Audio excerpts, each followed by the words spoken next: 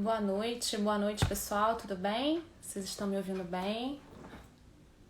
Vamos começar hoje mais uma live sobre a qualidade de materiais didáticos na educação à distância. E lembrando que hoje quem vai fazer a live sou eu. E aí eu vou contar um pouquinho para vocês sobre a minha experiência e sobre por que a escolha desse tema, né, que é a qualidade de materiais didáticos na educação à distância. Sejam todos bem-vindos, sejam muito bem-vindos para mais uma live aqui no Pedagogia em Ação. Sejam bem-vindos. Eu vou falar um pouquinho para vocês, primeiro sobre a minha formação, tá? E como é que eu cheguei nessa temática que eu vou falar para vocês hoje. A minha formação, eu sou mestre em tecnologia, eu sou especialista em design institucional pela Unifei, mestre em tecnologia pelo Cefet-RJ e pedagoga pela Universidade do Estado do Rio de Janeiro, tá? E desde que eu me formei, eu atuo nessa área de educação e tecnologias digitais, no caso, né? A gente sabe que somente tecnologia é diferente de tecnologia digital. E muitas coisas, boa noite, tudo bem? E muitas coisas que eu aprendi sobre educação e tecnologia foi na minha prática, né? Até porque na época, né, não existia muita literatura voltada para essa área. E aí eu conto para vocês um pouco do contexto, né? Esse tema da live de hoje, a qualidade de materiais didáticos na educação à distância, ele é muito semelhante ao tema da minha dissertação de mestrado, que foi a qualidade de conteúdos didáticos, né, para a educação à distância. Ele é muito semelhante. E o meu tema de mestrado eu escolhi exatamente porque foi um período que existia uma discussão muito forte no país sobre a educação à distância. A gente sabe que a lei que regulamentou o artigo 80 da LDB, que foi a 5622, ela surgiu em 2005, se eu não me engano. Então existia muita discussão ao redor desse tema e também muita dificuldade para entender o que seria a qualidade da educação à distância. E logo depois veio outra legislação em 2007 falando sobre não só a educação no ensino superior, como a educação no ensino fundamental também, na educação básica. Então lá há muitos anos atrás, né, não há muitos anos, mas 2005, 2007, a gente já falava na legislação sobre educação à distância na educação básica. Claro que prevendo esse ensino de forma emergencial, em alguns casos específicos. Então, eu vou olhar um pouquinho para baixo porque eu não quero deixar de falar nada que eu anotei aqui para vocês. Então, até para mim, né, que eu já atuava há alguns anos no ensino à distância, eu tinha dificuldade de identificar essa qualidade, e principalmente no material, porque o material era um elemento muito importante da educação à distância. Né? A gente pensa que a educação à distância não só no online, a gente tem a educação à distância no ensino por correspondência, por exemplo.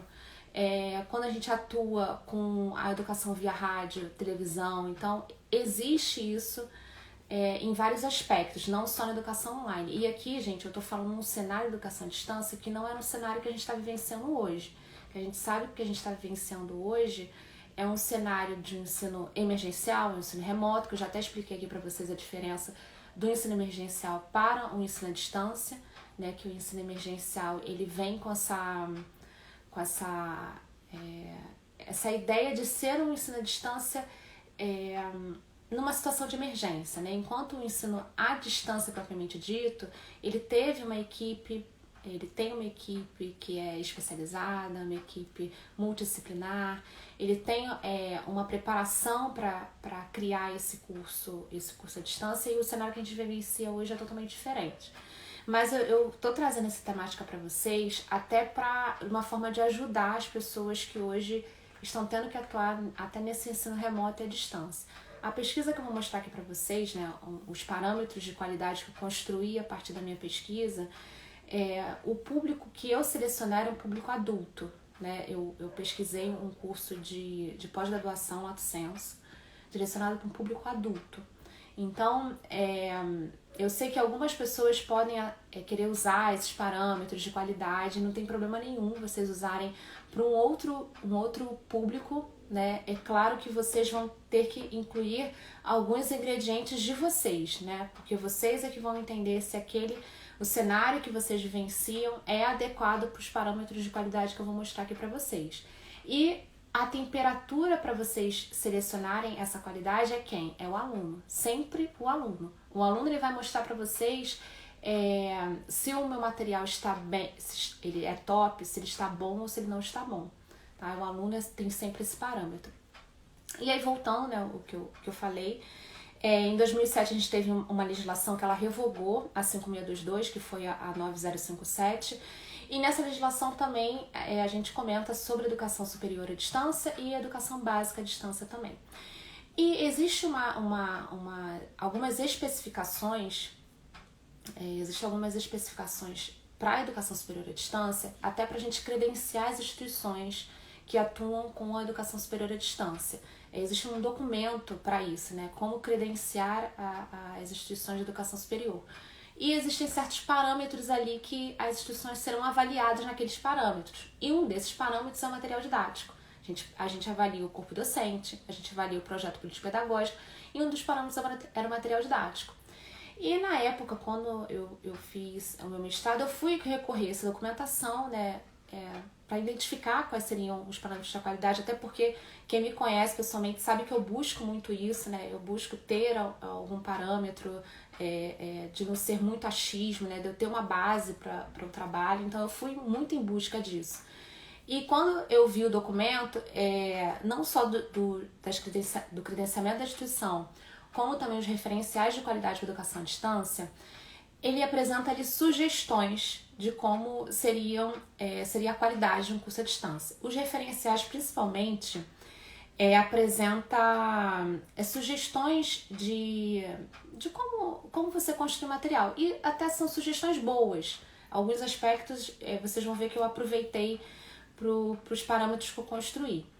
E uma coisa que é bem interessante, que é comentado no referencial de qualidade, é que o professor no ensino presencial não é garantia de qualidade no ensino à distância. Então isso é muito importante a gente ter em mente, porque às vezes a gente pensa, se eu sou um bom professor no ensino presencial, também vou ser um ótimo professor no ensino à distância. E não é bem assim. A gente sabe que o ensino à distância ele exige um estudo, ele exige uma preparação, né? Não é bem assim. E pelo menos é um ensino à distância de qualidade que eu tô falando aqui, sempre um ensino à distância de qualidade. E é interessante eu falar também sobre a educação à distância. Por que eu estudo educação à distância até hoje? Por que eu acredito muito na educação à distância, apesar de já ter ouvido várias coisas que a educação à distância não funciona, isso aí não é pra mim, eu prefiro ensino presencial.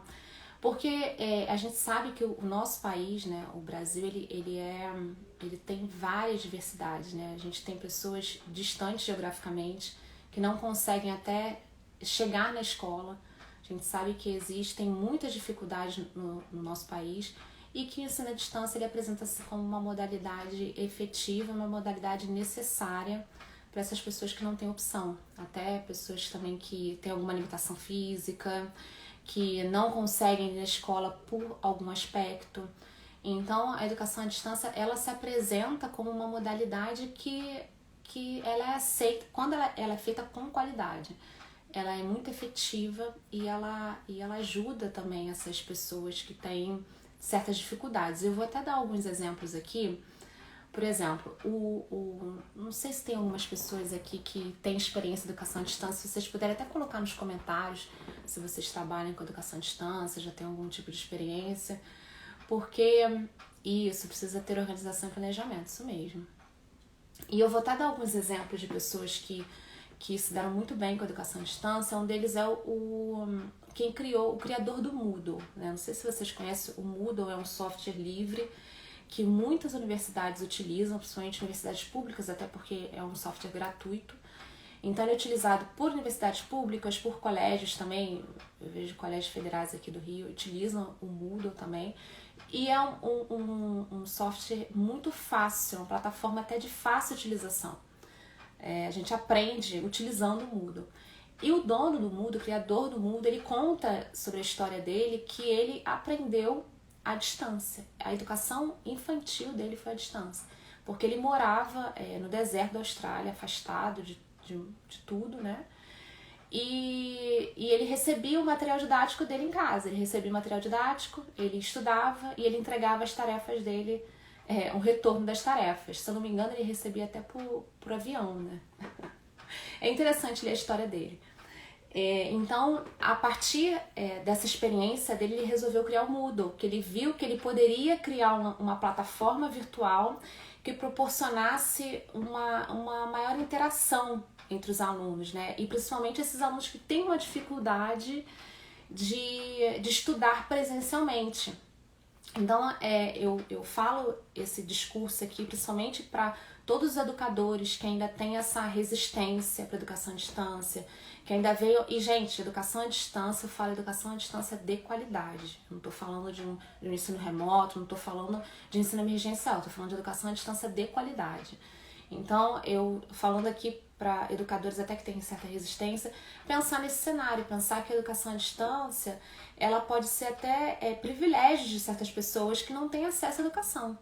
Né? Pessoas, até como a gente viu na live de terça-feira, que o professor falou que os alunos da aldeia indígena, a aldeia indígena não tem acesso à internet, não tem como fazer cabeamento na aldeia, e os professores foram lá com o material didático, entregaram para o cacique entregar às crianças da aldeia. Então isso é uma forma de educação à distância também. E aí, para a gente saber que esse material foi efetivo, ele precisa ter sido construído de forma assertiva, ele precisa ter sido construído com qualidade, que é o que eu vou mostrar aqui pra vocês. Gente, se eu estiver falando muito rápido, vocês me falem que eu tô aqui falando bastante coisa. Vocês me falem, por favor. Me falem, por favor, se eu estiver falando rápido, tá? E então, uma das coisas que é importante falar aqui para vocês, que eu sempre vou me referir à educação à distância de qualidade, que até a pesquisa que eu fiz em relação, buscando sempre, sim, Castro, né? Sim, o CEDERJ é uma referência, tanto que um dos documentos que eu usei na minha pesquisa foi um documento do CEDERJ, que na época, né, em 2010, né, que foi quando eu fiz a minha dissertação, não tinha tantos documentos do Brasil, né? Existia pouca literatura brasileira focando para a educação à distância, para material didático, e o CEDERJ ele tem um manual, se não me engano, para a construção de materiais didáticos. Então é interessante vocês procurarem também. Hoje já existem muito mais conteúdo, né, do que existia naquela época, 10 anos atrás. Mas hoje tem muito mais conteúdo. E como eu falei, né, eu tava falando do Moodle aqui, o Moodle ele tem uma abordagem que é socioconstrutivista, né? Então o criador do Moodle ele focou muito nisso, que o Moodle fosse uma possibilidade de interação entre os alunos, que fosse um ambiente de fácil utilização. Então, por isso que essa experiência foi interessante para ele. Ele era aluno da educação à distância e ele resolveu criar uma plataforma para que outras pessoas pudessem se beneficiar da educação à distância também. Tá? Tanto educadores quanto alunos, porque o Moodle é um ambiente muito fácil para educadores e para alunos. E aí, então aqui eu vou focar para materiais didáticos para o público adulto e principalmente o ensino superior, porque a minha pesquisa foi com base nisso. Mas aí vocês podem perguntar, mas Fabiana, eu estou trabalhando com educação básica, eu posso usar os parâmetros que você vai apresentar, as dimensões de qualidade para um material de educação básica? Pode usar. Aí você que vai ver até que ponto você pode aplicar esses parâmetros na sua realidade, e sempre usando como termômetro o seu aluno, que é o seu aluno que vai dizer até que ponto você pode usar certos recursos no seu material, é sempre o aluno. Tá? Então, o que é material didático? O material didático é qualquer material que ele tem fins didáticos, ou seja, fins pedagógicos. Ele tem um objetivo de aprendizagem, né? Esse é o material didático. E aqui eu posso considerar um material impresso, um vídeo, o PDF no caso, a gente pode considerar páginas da web. Tudo é um material com o benefício, né, da aprendizagem. E aí aqui é importante eu diferenciar o material que eu tô falando aqui didático do livro texto, daquele livro didático que a gente conhece muito bem das escolas, porque o livro texto, né, o livro didático, ele tem um aspecto muito que até existe uma autora que ela fala da questão do monólogo e do diálogo. O livro, o texto, ele foca muito no monólogo, enquanto o material didático para o EAD, ele foca no diálogo. Então a gente tem que sempre ter essa diferenciação. Aqui eu não estou falando de livro didático nem de livro texto, eu estou falando de material de aprendizagem para o EAD, tá? E esse livro, o livro texto, ele tem muita passividade também, né? Ele não deixa o aluno percorrer a sua trilha de aprendizagem, que a gente vê muito, como até a gente colocou um post ontem, falando sobre o aluno ser o designer da sua aprendizagem. Né? E isso é um benefício do material de EAD, enquanto outros materiais não têm esse benefício, tá?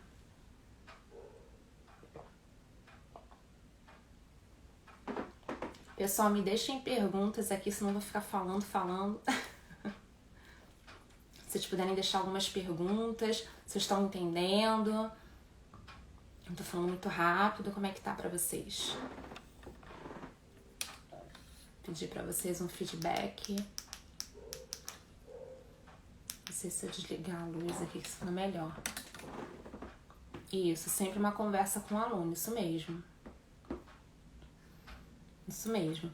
E no diálogo é sempre orientado para o aluno, para o perfil do aluno, para as necessidades do aluno, isso que é muito importante. E uma das coisas que o referencial de qualidade até do MEC fala é a questão da gente sempre testar o nosso material. É muito importante isso. A gente... Porque até existe, às vezes vocês observam, quando existe um curso à distância que surgiu agora, às vezes tem aquela primeira turma, que é a primeira turma teste, assim, né? Que é o momento que a gente está testando o material didático, a gente está testando a plataforma. Então, os referenciais de qualidade falam isso, que é importante a gente ter esse momento de teste do conteúdo, para ver se aquele material didático realmente está adequado com o objetivo do curso, está adequado com o público-alvo. Então, é importante a gente ter esse momento e a gente receber muito feedback. É importante pedir muito feedback para os alunos sobre isso. Se o material didático realmente atendeu ao propósito, tá? E aí, né, como eu falei, essa questão da qualidade era uma coisa que me incomodava muito, né? Eu via a necessidade da gente ter algum parâmetro de qualidade para a construção do material. É que não existe, se vocês procurarem uma literatura assim específica que a gente possa assim, estou criando um material didático, deixa eu pegar aqui um tutorial aqui, como eu crio um checklist aqui de como eu crio. Claro que algumas instituições já criaram isso, né? As instituições, né, internamente, elas têm isso. Elas mostram, fazem um checklist, elas compartilham com a equipe de produção do material. Existe isso, só que não existe isso no formato de legislação, né, de referencial até no nosso país. Aí, entrando aqui na minha pesquisa, aí como é que eu fiz para eu encontrar esses parâmetros de qualidade para o material? É importante falar aqui para vocês o que seria a qualidade, né? Vamos pensar aqui, o que seria qualidade para vocês? Vocês podem comentar aqui o que seria qualidade para vocês? Vou pedir aqui para vocês comentarem aqui embaixo. O que seria qualidade? Não sei se a minha conexão... Estou vendo comentários aqui. O que seria qualidade para vocês? Me contem aí. Pedir para o pessoal participar um pouquinho.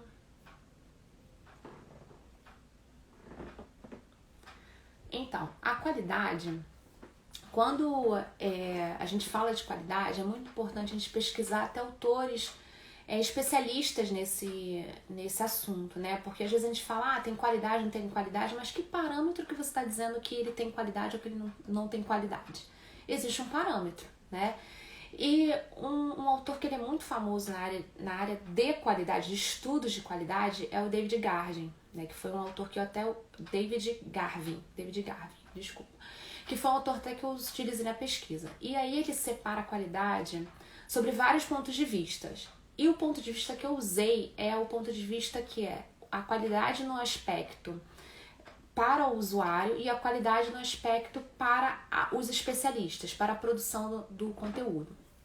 E aí, por que ele especifica essa diferenciação? Porque quando a gente fala Qualidade de material didático para o usuário, por exemplo, a gente pode pensar no uso do Uber. Vamos fazer um exemplo mais contextualizado com a gente. Quando a gente usa um Uber, né, a gente sai de carro, né, pede um Uber, no final da viagem tem aquela avaliação, que seria uma avaliação de qualidade do motorista, né? Se você vai dar 5 estrelinhas, se você vai dar 4 estrelinhas, 3 estrelinhas. E além daquela avaliação ali, não sei se vocês já repararam que depois da avaliação ainda tem assim, não sei se você conte um pouco mais ou dê um elogio para o motorista, alguma coisa assim. E ali tem alguns aspectos para você selecionar. O atendimento foi excelente, o carro estava limpo, o motorista foi simpático comigo, ele sabia o caminho. Alguns aspectos ali, né? Alguns aspectos que para você dar uma avaliação, né? Aquilo ali é o quê? É uma avaliação sob o ponto de vista do usuário, né? Ele define o que é qualidade para ele. E a gente já tem uma definição do que seria a qualidade para o motorista, o transporte do Uber. A gente já tem aqui inconscientemente o que nós queremos que o Uber faça. Eu quero que o Uber saiba o caminho rapidamente. Então, eu quero que o carro, quando eu entro no carro, seja um carro confortável, seja um carro limpo. Então, assim, inconscientemente eu já tenho a minha definição de qualidade. A mesma forma, o Uber, né, a empresa Uber, né, ali, ela também tem uma definição do que seria a qualidade do motorista para ela. E quando ela coloca aquilo ali para você responder, ela está criando um parâmetro de qualidade unindo a visão do produtor, no caso, né, que é o que eu vou falar aqui, e a visão do usuário, né? E é isso que eu fiz na criação dos parâmetros de material didático. Eu uni a visão do criador, a visão dos especialistas, com a visão dos usuários, que eram os alunos e até os professores também. Que os professores eram autores do curso, só que eles também estavam aprendendo sobre educação à distância muito naquele momento, né? Então, eu uni os dois pontos de vista. Qualidade, isso aí. Qualidade é excelência e o feedback também, isso mesmo.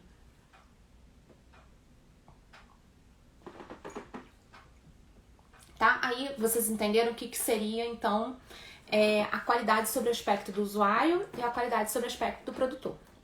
Pra vocês entenderem como é que foi que eu cheguei aos parâmetros. Aí, para fazer essa pesquisa, o que eu fiz? Eu vou pegar, então, a qualidade sobre o aspecto dos produtores, dos especialistas, né? As pessoas que estudam sobre o assunto, que é o assunto material didático. Só que aí a gente pensa naquele cenário que eu falei para vocês, lá de 2010, que a educação à distância estava sendo muito discutida, a qualidade da educação à distância era muito duvidosa, as pessoas não acreditavam, as pessoas não tinham parâmetro. E no Brasil, pouca literatura sobre esse assunto aqui. E aí, que eu tive que fazer? Procurar literatura lá fora, né? Vamos procurar, então, uma base científica, uma base de dados, de periódicos internacional para eu conseguir entender o que seria a qualidade do material didático. Né? Vamos pegar na visão dos especialistas. E aí foi quando eu cheguei eu consegui 75 artigos, né, internacionais que falavam sobre esse assunto, né, e falavam conectando o material, a qualidade e o EAD, né, juntando todo esse tema. É claro que a minha busca resultou em muito mais papers, né, muito mais artigos. No final eu cheguei a 75 artigos, que foi a partir daí que eu criei os parâmetros. Mas a pesquisa não ficou só por aí, porque eu criei os parâmetros com especialistas, eu fiz entrevistas e questionários com os alunos e eu juntei esses dois parâmetros, assim como o Uber faz, né, como a gente falou aqui. Ele tem um parâmetro e ele junta o parâmetro do usuário. E é isso que eu vou mostrar aqui pra vocês, tá? E aí, por que é importante a gente ter esses parâmetros de qualidade? Pra gente não construir no achismo, né? Porque muita coisa, e ainda mais naquela época, como eu trabalhava em educação à distância e muitas pessoas chegavam pra mim, Fabiana, isso aí não tem qualidade, então não confio e tal. Então eu precisava, né? Eu queria uma base científica muito sólida para eu mostrar para as pessoas que existe um parâmetro de qualidade, que se a gente seguir esse parâmetro a gente vai ter um bom material, um material top. Então eu cheguei a 7 dimensões de qualidade, que são os 7 parâmetros, e cada parâmetro ele tem atributos específicos. Vocês vão ver que assim, eu dei uma nomenclatura para essas dimensões de acordo com os atributos, mas não vai pelo nome da nomenclatura não, vai pelos atributos que estão ali. Eu vou mostrar para vocês o primeiro parâmetro, que seria a pedagogia, tá? Vocês estão me vendo bem? Deixa eu tirar aqui os comentários, gente, senão eu acho que o pessoal não vai conseguir ver. Desativar comentários. Vocês estão... Acredito que vocês estejam vendo bem, né? Então, o primeiro parâmetro seria a pedagogia. E a pedagogia, ele é o quê? São todos os aspectos dedicados ao aluno. Todos os aspectos que a gente entende que estimule esse ponto, essa postura ativa do aluno, como eu falei desde o início, que é que o aluno seja designer da sua aprendizagem, que ele tenha um papel autônomo do processo, que o conteúdo ele promova questionamentos, pesquisas, reflexões.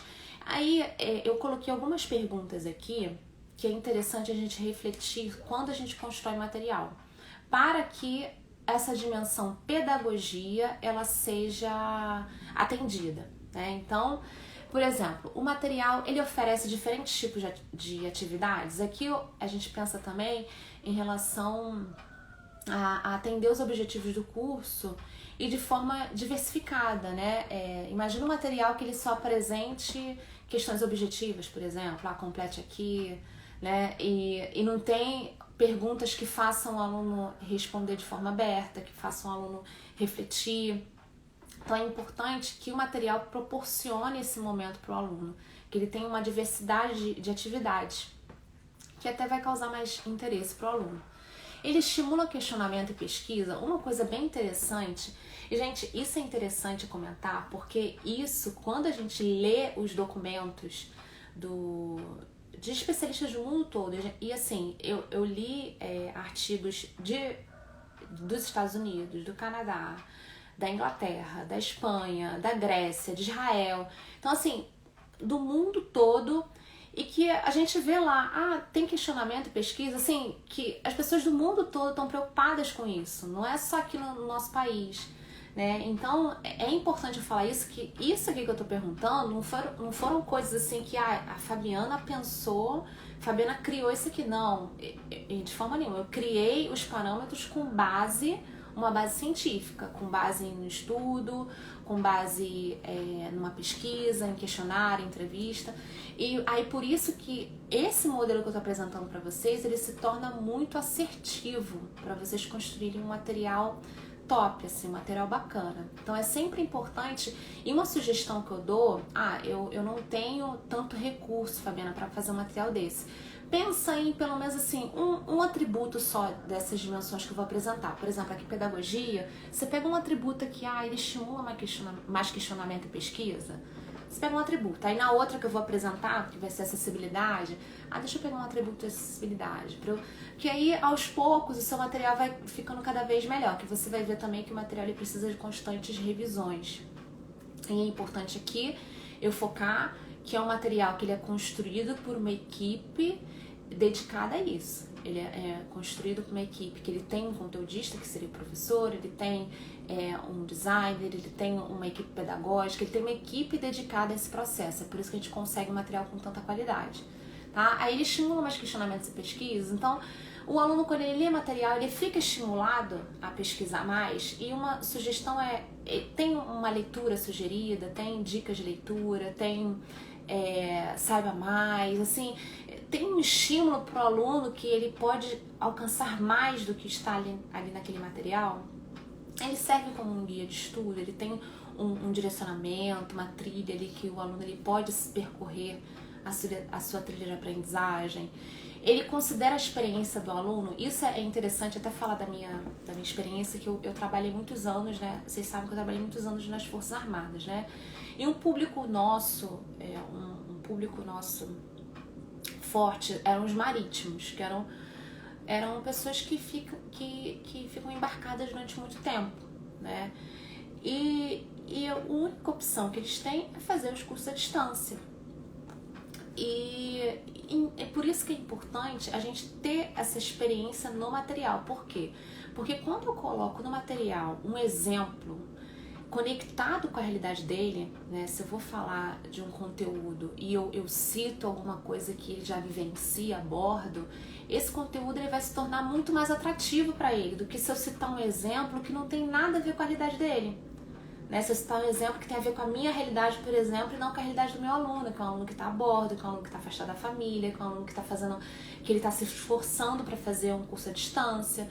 Então é importante que quando a gente considera a experiência do aluno, é importante a gente considerar a experiência do aluno no material de aprendizagem. Ali eu posso incluir exemplos, que vocês vão ver mais pra frente, que estejam conectados com a realidade desse aluno, tá? E aí aqui possui exemplos e ilustrações, né, que eu já falei, desperta o interesse do aluno, né, seguindo esses direcionamentos, esses atributos, ele já vai despertar o interesse do aluno. Ele promove desafios ao aluno, né, ele tem questionamentos ali que levam o aluno a pensar mais, a sair, ele pensar além do que está no material, né?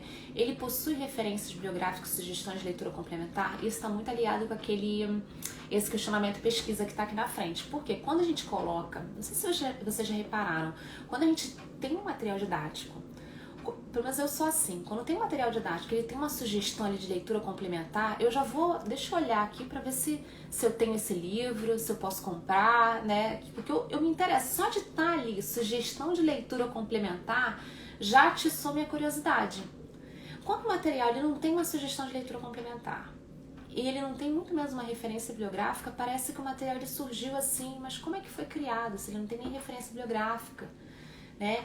Então, o material mais completo possível, ele vai estimular esse interesse, né? Ele vai despertar esse interesse no aluno. Né? E aí eu sigo para um outro aspecto que é a acessibilidade. Deixa eu falar aqui com vocês sobre acessibilidade.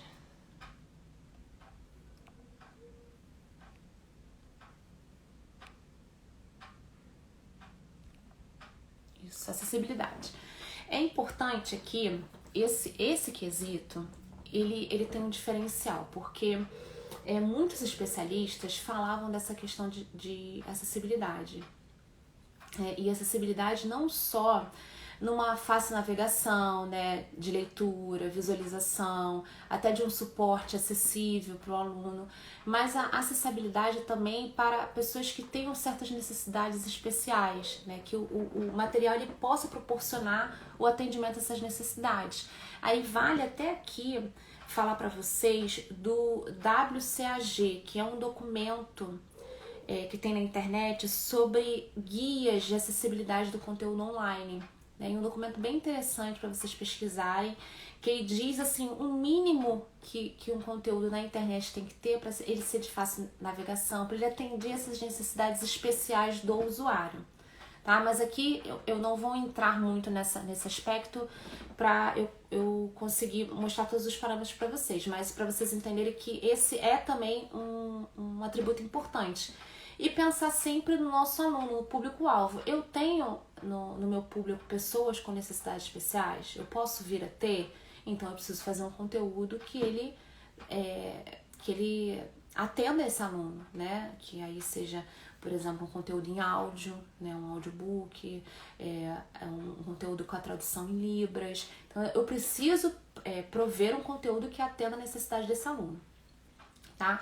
E além desse aspecto, a acessibilidade ela inclui também um material de fácil navegação, um arquivo que abre rapidamente. A gente sabe que às vezes tem aquele arquivo que só abre no celular, ou então não, só abre no computador tal. Não, esse arquivo Gente, quando a gente fala de material para ensino à distância, ele tem que ser um conteúdo de fácil visualização, um material que o aluno ele acesse rapidamente, ele consiga abrir, que não seja aquele material muito pesado, também muito grande, que ele tenha dificuldade para acessar, tá? Uma coisa interessante, e gente, isso aqui eu peguei dos especialistas, né? Isso foi muito interessante, né? E não foi só os especialistas, os alunos também falaram. A facilidade de impressão em preto e branco. Por quê? Às vezes a gente constrói material tão bacana, tão bonito, todo colorido.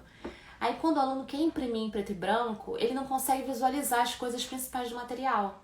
Então é importante a gente pensar, e se o aluno imprimir em preto e branco? Será que esse material está atendendo essa necessidade? Então é importante ter esse pensamento também, tá? O tempo de acesso ao material, atender a duração do curso, isso é uma coisa importante porque a gente vê muito no ensino à distância, às vezes o professor, né, a equipe, tal, a gestão, disponibiliza o conteúdo do material num certo tempo de curso. Então, às vezes, o tempo que o aluno teria para estudar o material, para, né, ter acesso àquele material, foi muito menor do que o tempo do curso.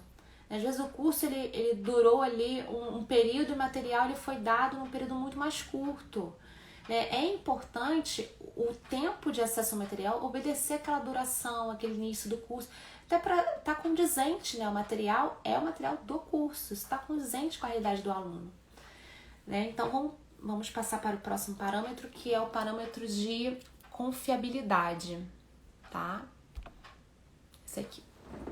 Esse é um parâmetro assim bem interessante e principalmente para conteúdos.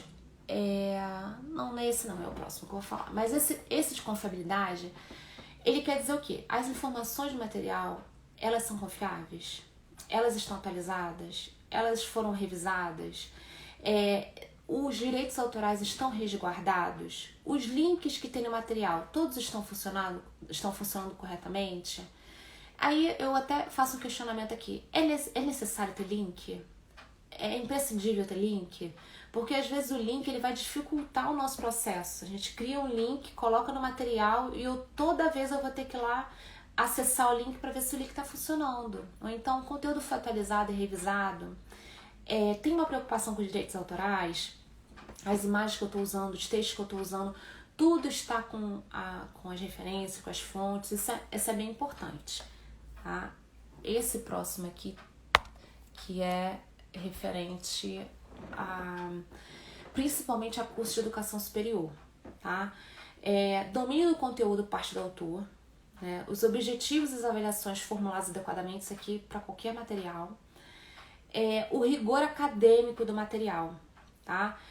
Além da possibilidade, isso é bem interessante, por quê? Vocês já repararam que quanto melhor o conteúdo mais ele é reutilizado por outras pessoas? A gente sempre, não sei se vocês já perceberam isso, né? Que quando a gente, por exemplo, um autor que a gente cita muito, que a gente vê as pessoas citarem, se ele está sendo muito citado é porque ele é um conteúdo, ele é um material de qualidade, ele é um conteúdo de qualidade. Aquele autor, ele tem um conteúdo que vale a gente compartilhar. E aí, da mesma forma, o material didático. Um dos especialistas falam que a qualidade do material didático, principalmente a qualidade técnica, ela é vista quando existe essa possibilidade de reutilização do material. Quando eu leio um material, eu vejo, nossa, isso aqui eu posso aproveitar para um outro conteúdo, isso aqui também é interessante. Então ele mostra que ele tem uma qualidade acadêmica ali, ele tem uma qualidade técnica muito boa. Então é essa preocupação com a qualidade do conteúdo. Ele está de acordo com o objetivo do curso, as atividades e avaliações estão de acordo com o objetivo do curso, as referências estão citadas corretamente no material, o assunto ele tem indicações de leituras mais específicas caso necessário, porque às vezes a gente tem uma preocupação tão grande de colocar todo o conteúdo ali, mas o conteúdo ele está de acordo com o objetivo. É necessário colocar aquele monte de conteúdo, aquela extensão de conteúdo, se eu posso explicar alguma coisa de forma mais sucinta, mais simples. Então a gente precisa rever isso. O conteúdo que eu acabei de falar, o conteúdo apresentado de forma didática sem complicar, né? Por que a gente precisa usar palavras tão técnicas, tão rebuscadas, né? Está de acordo com o nosso público? Se não estiver de acordo com o nosso público, a gente pode usar uma linguagem mais simples, não precisa usar tantas palavras rebuscadas, né? O simples é muito melhor, né? Isso vai beneficiar o aluno também. E é o que eu falei, é possível reutilizar o conhecimento em outros cursos e materiais. Isso é um bom sinônimo de que o material de conteúdo é de qualidade. Quando a gente quer utilizar ele para outras coisas, é um conteúdo de qualidade. Assim como um livro, como um artigo, a gente quer utilizar, deixa eu utilizar essa citação aqui no meu artigo, quero utilizar aqui no post. Isso mostra que é um conteúdo de qualidade, que todo mundo quer utilizar, né? E o próximo é a estrutura. A estrutura, ela é a disposição adequada do conteúdo. A integração dos conteúdos, a compatibilidade de layout, o padrão, a quantidade de distribuição apropriada das informações, refere-se aos aspectos que são definidos até previamente pela instituição. E aqui eu falo muito em harmonia, né, estrutura. Quando eu gerenciava uma equipe, né, para a produção de conteúdos de materiais didáticos, uma coisa que eu sempre prezo é a harmonia do material. E essa harmonia, ela tá muito aqui nessa parte de estrutura. Porque, às vezes, a gente tem um material didático que ele foi construído por muitas mãos. Né? Um professor construiu o módulo 1, outro professor escolheu o módulo 2, tem um outro material, outro professor entrou. E aí, às vezes a instituição não tem um parâmetro, né? Ela não tem um modelo, né? Um padrão de material.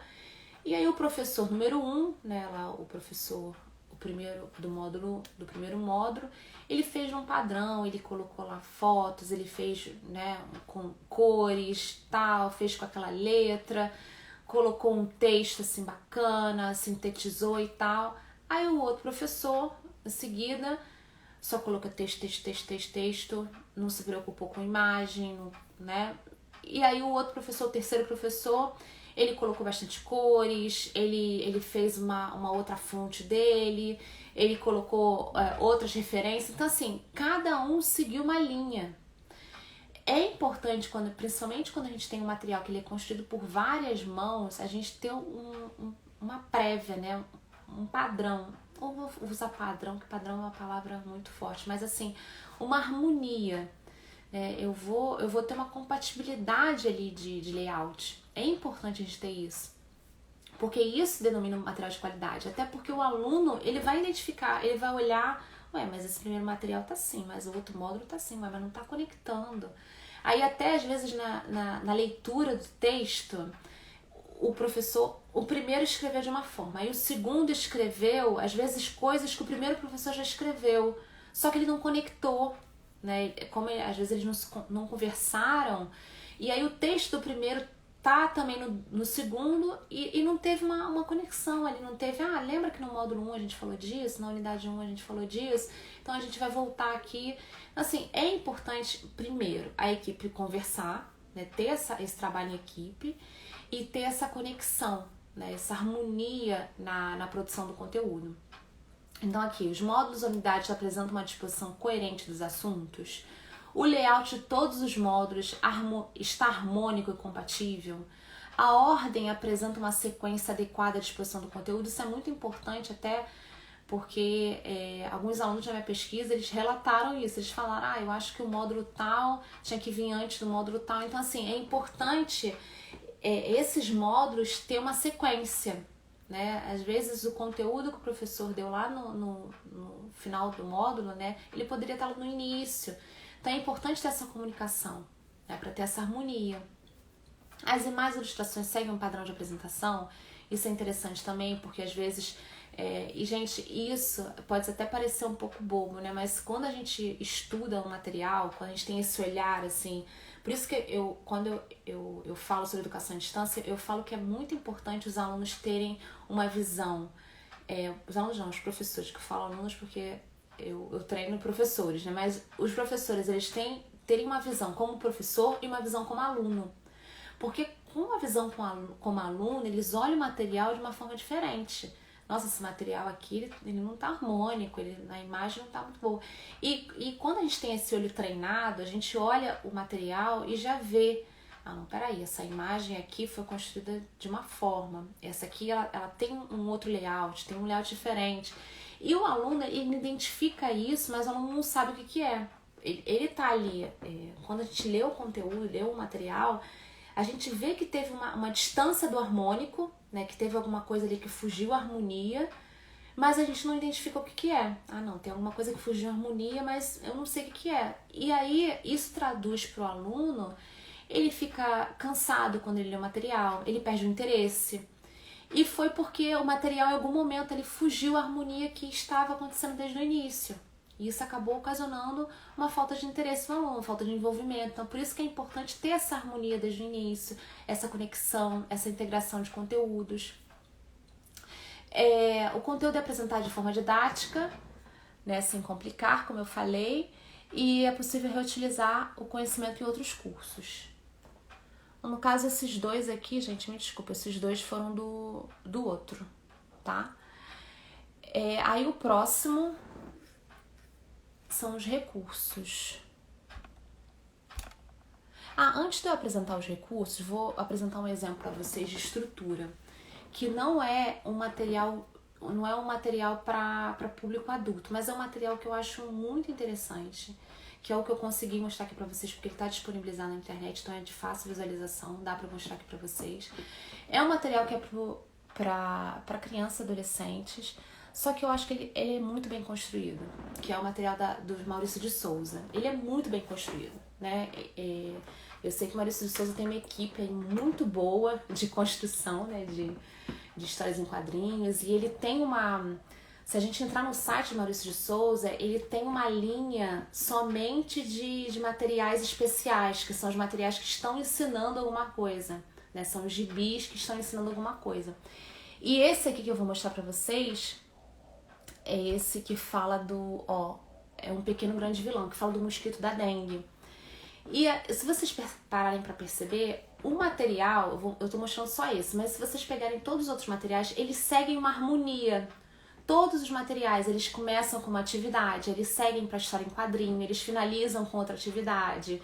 Então, assim, não é um aluno, mas o leitor, ele já sabe o que esperar ali. Ele já sabe que vai ter uma harmonia quando ele lê. Eu vou começar a fazer uma atividade, e as atividades são todas conectadas, né, nesse caso aqui com o mosquito da dengue e tal. As atividades são conectadas com esse aprendizado, aí vem uma historinha contando sobre essa situação, e no final ainda tem mais uma atividade, que aí ele fecha com uma atividade também. Então, assim, eu achei interessantíssimo. Não é um material assim que é para todas as idades, né? A gente vê Maurício de Souza até hoje, assim, adoro, eu acho muito bem feito, e eu sei que eles têm uma equipe muito boa lá de instrucional, assim, que constrói gibis, materiais, muito bom, muito interessante, materiais pedagógicos. E é um exemplo aí do que eu quero dizer para vocês sobre harmonia, tá? Esse é bem interessante, essa questão de seguir padrões e layouts. Aí a gente pensa no contexto do professor na sala de aula, tá? Aí o próximo que eu vou falar aqui para vocês são os recursos, tá? Se refere à variedade de recursos utilizados no material e essa riqueza de mídias. Porque a gente vê hoje, eu fiz uma pesquisa na internet sobre alguns materiais, porque eu não tenho como mostrar materiais que eu participei, até porque eu preciso pedir autorização das instituições, né, para eu mostrar aqui. Então eu pesquisei muito na internet alguns materiais, e eu vi alguns materiais que eram assim, só texto, né? Alguns materiais que tinham algumas imagens, que tinham alguma linguagem dialógica, que eu vou até falar para vocês no final por que é importante a gente pensar em todas essas dimensões que eu tô falando. Porque alguns materiais, às vezes, pensam só em uma dimensão que eu mostrei aqui. Eles esquecem as outras dimensões. E a qualidade do material, ela envolve todas essas dimensões.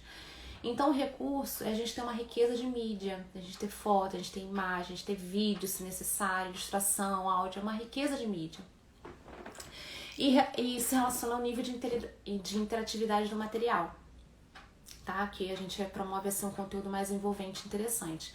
Então, as perguntas que eu preciso fazer: O material possibilita a interatividade do aluno com o conteúdo, ele interage com o conteúdo de alguma forma, apresenta imagens, ilustrações, mídias que envolvem o aluno, desperta interesse e curiosidade.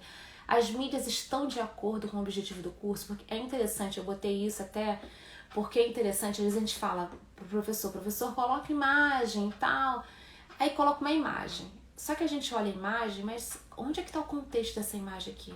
Onde é que está conectado no conteúdo? Então, assim, são imagens, são mídias, né? Porque, não, tem que colocar uma mídia, tem que colocar um áudio. Tá? Tem que ser coisas, né? Mídias que estão conectadas com o conteúdo que eu estou apresentando aqui, com o objetivo do curso. Né? Não é colocar mídias, colocar fotos por colocar.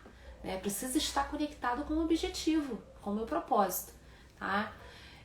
Por isso que é interessante a gente verificar todas essas... fazer esses questionamentos aqui. Eu coloquei, gente, em forma de pergunta, que fica até mais fácil a gente entender quando constrói material. Deixa eu ver se ele apresenta imagem, tem foto. E aí a sugestão para quem está começando agora, eu sugiro pelo menos pegar um atributo de cada dimensão que eu apresentei aqui e testar com o seu material, tá? Para ver se pelo menos algum atributo está apresentando, tá? E finalmente, a última dimensão, né, que a gente está chegando já ao final da nossa live, seria a linguagem, que é uma das dimensões muito importantes e que muitas pessoas erroneamente acabam se preocupando só com essa dimensão. Então, eu até deixei aqui por último para falar com vocês, porque a linguagem a gente sabe que na educação à distância a gente fala muito da linguagem dialógica, né? Como eu falei para vocês, a linguagem dialógica, trazer o aluno mais próximo, né, do material, que o aluno ele possa desenhar sua própria aprendizagem, inclusive ter essa facilidade de leitura, da compreensão do conteúdo, a adequada ortografia e gramática. Então, algumas perguntas para a gente fazer. O material é de fácil compreensão? Ele possui uma linguagem dialógica? Ele prioriza os temas, evitando o excesso de informações desnecessárias? Aí a gente vê na linguagem também. Porque às vezes a gente faz um parágrafo, a gente quer fazer um parágrafo bonito, né, para apresentar um conteúdo, mas é necessário colocar todas as informações? Será que numa frase a informação já não consegue ser compreendida? Então é importante a gente ter essa leitura também. Quando a gente lê o texto, ele está sendo objetivo, ele está claro. Né? Eu preciso colocar às vezes pomposo, esse conteúdo tão pomposo assim. Será que já não vai mexer? Porque uma das coisas que a gente fala também quando constrói material didático, às vezes eu leio um texto, um conteúdo. Se eu que construí o material, eu li o texto e aquilo ali me fez parar para pensar, então esse material não tá bom para o meu aluno. Porque se eu que construí, eu tô tendo dificuldade de continuar a leitura, que a leitura ela seja fácil, que ela, né, a leitura ela tem que ser leve, né? Eu tenho que ler o material e ser muito fácil de compreender. Se eu tô tendo dificuldade, então não tá bom para o meu aluno, tá? Então é importante que eu leia e seja fácil ali, que eu consiga já deslizar na leitura, isso que é importante. O vocabulário está adequado ao público-alvo, né, que é o que eu falei, às vezes eu preciso usar palavras tão rebuscadas, né? Será que meu público, ele não, com palavras mais simples, não é mais necessário, até palavras técnicas, tem algum... Porque aqui, gente, falta pouco para acabar a live, aqui eu abreviei muito as dimensões de qualidade, porque na pesquisa eu expandi mais e eu até falei dessa questão do vocabulário, que especialistas falam para não usar palavras técnicas, muitas no mesmo parágrafo. Eles até especificam isso, os termos técnicos não podem ser usados no mesmo parágrafo. Então, talvez numa próxima live, né, se vocês se interessarem, eu posso falar mais sobre isso, mas eu vou fazer um resumo aqui. Utiliza as múltiplas linguagens, escrita e visual, que é a questão de não é só texto, não é só imagem, a gente ter essas múltiplas linguagens, tá? E a questão essencial que é possuir uma adequada gramática e ortografia, por isso que a gente precisa passar por uma revisão sempre, por isso que é importante uma equipe, né, que a gente tem uma equipe com revisor, com conteudista, com designer, que aí tem uma revisão ortográfica e uma revisão gramatical, porque isso pode parecer que não, mas isso também atrapalha o aluno, né? Às vezes você lê um texto aí tem algum errinho ali, aí você para, não, peraí, tem alguma coisa errada aqui. Aí, às vezes, você não identifica que é um erro, né? Alguma coisa de ortografia, mas você vê que tem algum erro ali que te despertou e você parou no conteúdo, você não seguiu mais no conteúdo, tá? Então, esses são os parâmetros que eu queria mostrar aqui pra vocês, gente, porque faltam 5 minutinhos. Vou voltar aqui. Agora, eu não sei como é que volta, gente. Mas, então, vamos continuar com a tela assim. Que eu não sei como é que volta. Vamos pensar. Ah, tá, achei. Isso. Descobri como é que volta. Então, finalizando aqui, como eu apresentei pra vocês, foram 7 dimensões de qualidade. E a sugestão que eu dou aqui pra vocês é que alguns cursos, eles apresentam vários materiais, né? Aqui eu falei especificamente do material, aquele material em PDF, que a gente usa muito em cursos superiores, né, de educação superior. Mas, por exemplo, se você me perguntar, mas Fabiana, eu posso aplicar isso no material que eu uso na educação básica? Pode. E é como eu falei, você precisa pensar na tua realidade e sempre usando como termômetro o aluno. Né? Você faz o material e verifica sempre com o aluno se aquilo está adequado, tá? Sempre usa como termômetro o aluno. E uma outra coisa, eu posso usar vários materiais? Sim, e é até muito bom você usar vários materiais. Eu uso um PDF, eu uso um vídeo, eu uso uma apresentação, eu uso um áudio, né, um podcast, eu uso vários materiais e até é benéfico isso para o aluno. É muita qualidade. E nesses vários materiais você integra e você passa para essas dimensões de qualidade, para ver se todos os materiais estão... Você pode unir todos os materiais e você checa nessas dimensões se eles estão adequados a essas dimensões de qualidade. E é interessante sempre você pensar que eles precisam estar conectados, né? Que não adianta eu disponibilizar um áudio, um vídeo que não esteja alinhado com o texto, não esteja alinhado com a minha aula, que eu botei ali porque eu queria botar um vídeo para ser diferente. Não, tem que ser um conteúdo que esteja alinhado com o propósito do curso, tá? E aí é importante falar para vocês também que a busca de qualidade, ela ultrapassa essa questão estética, né? Como eu falei para vocês, é um resultado tanto de aspectos técnicos, linguísticos, didáticos, avaliativos, tanto que é o parâmetro, né? Quando eu falo de qualidade aqui para vocês, eu tô falando de uma qualidade completa mesmo. Eu tenho 7 dimensões, se você seguir essas 7 dimensões, você já tem um material top, tá? E como eu falei, muitas pessoas acabam se preocupando só com uma dimensão. Por exemplo, essa da linguagem é uma que, nossa, eu escuto muito e que eu vejo muito. O material tem que ser dialógico, o material tem que ser dialógico. Tudo bem, o material tem que ser dialógico, mas não é só isso. Existem outras 6 dimensões aí falando sobre material, tá?